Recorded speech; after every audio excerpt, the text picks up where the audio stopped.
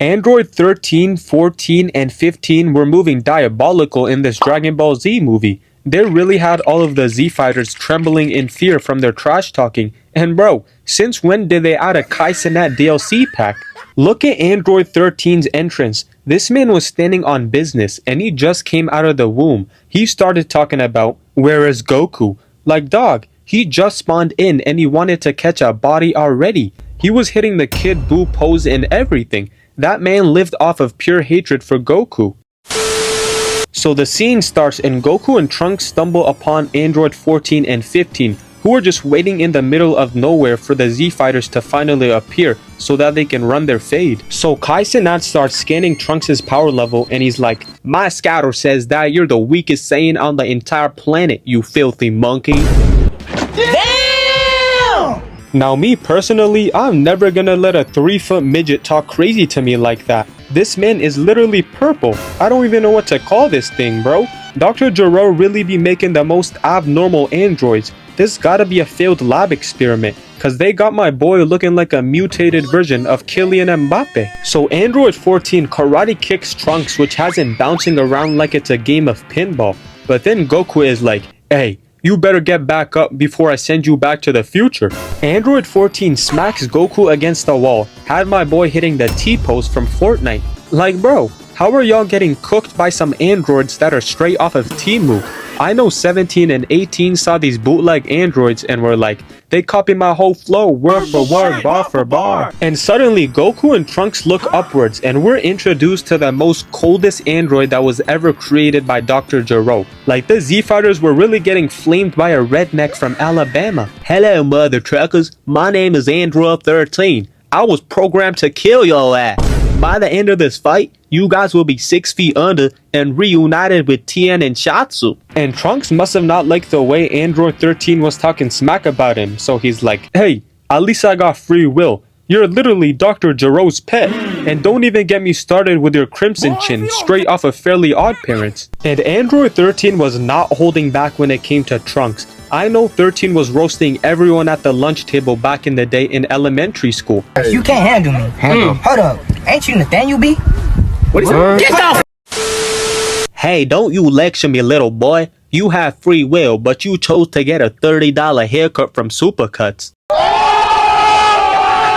Hey, I'm not gonna lie, if I was Trunks in this situation, I would have moved to a whole different planet after getting flamed like that. Because there's no way out of this one. You're done. So Android 13, without any care in the world, just casually blasts Goku, which sends him flying through an iceberg and into the water.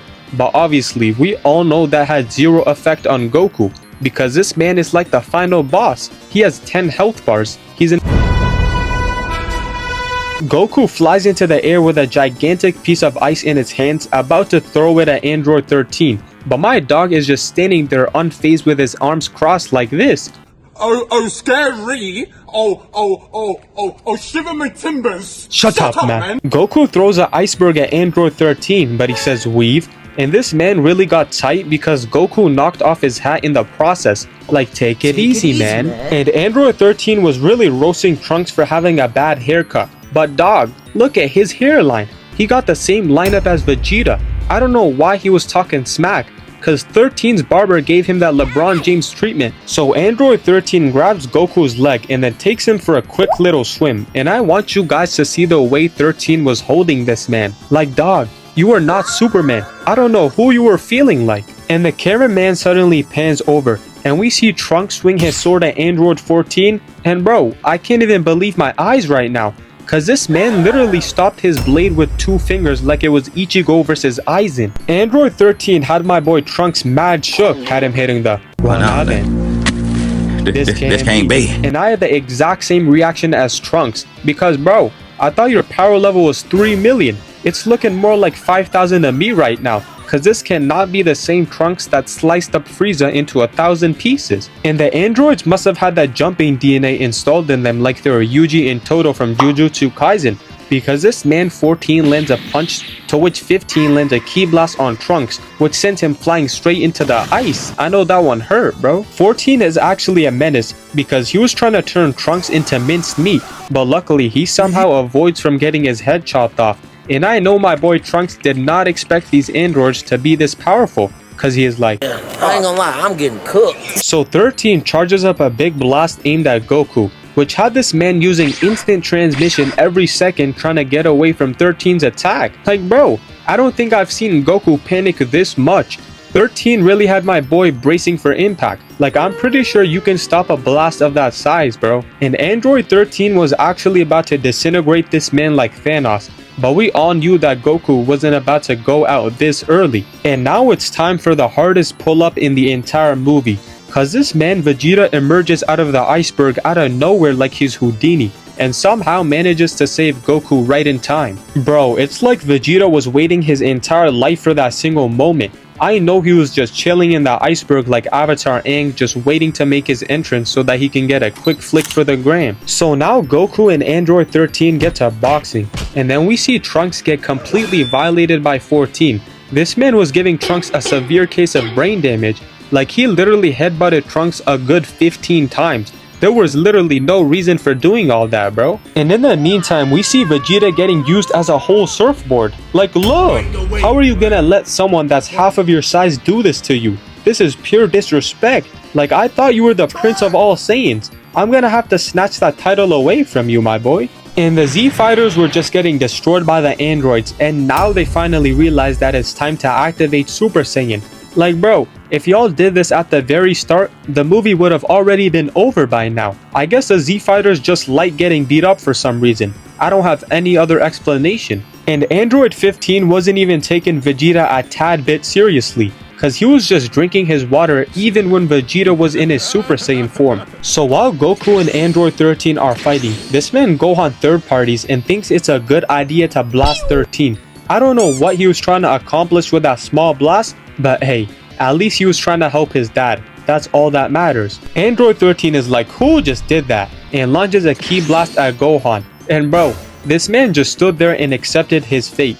Like he didn't even try to fight back. He knew he was finished. But right as Gohan is about to get packed up, we see that Gohan's real father, which is obviously Piccolo, finally appears and saves Gohan. Piccolo grabs 13's legs, spins him around, and then tosses him to the ground. So basically, Vegeta gets slammed into the wall by 15. But I guess he was tired of the fraud allegations, so he somehow kills Android 15 with a single punch. And Trunks also pulls out a clean pose, and like father like son, he kills Android 15 and slices him apart like it's Fruit Ninja. And I'm not gonna hold y'all, that was pretty hard.